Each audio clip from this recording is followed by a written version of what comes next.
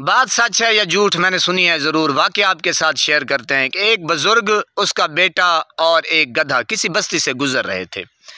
बस्ती वालों ने देखा कि यार बुज़ुर्ग भी पैदल चल रहा है, साथ उसका बेटा भी पैदल चल रहा है, गधे को ऐसे खामखा पकड़ के ना ऐसे ही वो लेकर जा रहे हैं। बस्ती वालों से रहा ना गया, बस्ती वालों ने बाबे को रोक के, बुज़ुर्ग को रोक के कहा कि यार कम से कम अपने बेटे को गधे के ऊपर बिठा लो और अपनी मंजिल की तरफ रवाना हो जाओ। बुज़ुर्ग ने कहा यार ये कहते तो ठीक है, मैं क्यों ना अपने बेटे को गधे के ऊपर बिठा लूँ और अपनी मंजिल की तरफ रवाना हो जाऊँ। बाबे ने अपने बेटे को पकड़ के गधे के ऊपर बिठा लिया और रवाना हो गया। दूसरी बस्ती आ गई। दूसरी बस्ती वालों ने देखा कि यार ये तौबा तौबा कैसा ज़माना आ गया, ये देखो बेटा गधे के ऊपर और बाप जो बेचारा है वो पैदल चल रहा है। उनसे रहा ना गया, उन्होंने कहा कि यार ये देखो कैसा ज़माना आ गया है। बुज़ुर्ग ने कहा यार ये भी कहते तो ठीक हैं, कैसा ज़माना आ गया है, मेरा बेटा गधे के ऊपर और मैं पैदल। बाबे ने फिर, बुज़ुर्ग ने जनाब बेटे को उतार के छलांग लगा के खुद बैठ गया।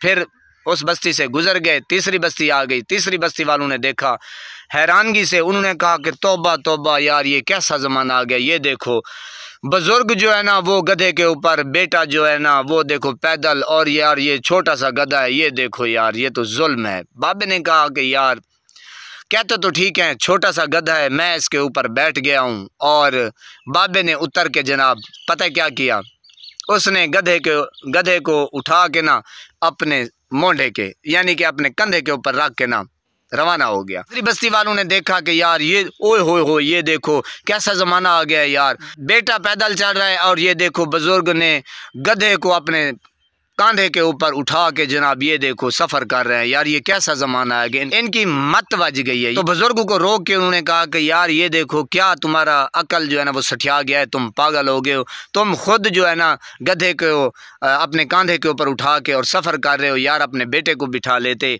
या तुम खुद बैठ जाते। तो बुज़ुर्ग ने जनाब गधे को उतार के, बुज़ुर्ग ने उन बस्ती वालों को कहा कि यार खुदा का नाम लो, मुझे अपना सफ़र जो है ना वो मुकम्मल करने दो, यार तुम क्या चाहते हो, मैं पहले पैदल चल रहा था, मेरा बेटा भी पैदल चल रहा था, गधा भी पैदल चल रहा था, ना मेरा बेटा इसके ऊपर बैठा था ना मैं बैठा था यार।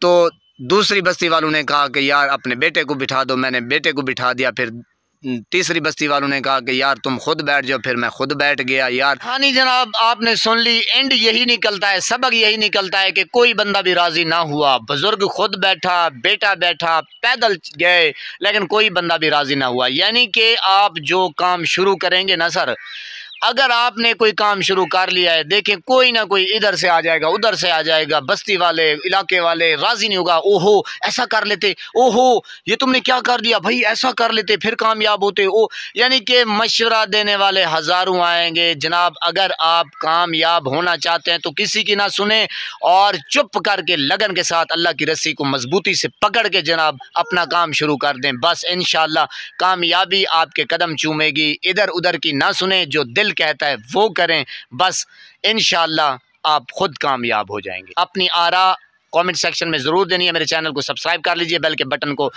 हाथ के अंगूठे से या किसी भी उंगली से आपने क्लिक कर देना है, ताकि मेरी हर आने वाली नई वीडियो आप तक बर वक्त पहुँचती रहे। नमाज पंजाना अदा कीजिए, वालिदैन की खिदमत कीजिए और हमसायों का रखिए ख़ास ख्याल। और मुझे दीजिए इजाज़त। अल्लाह निगहबान।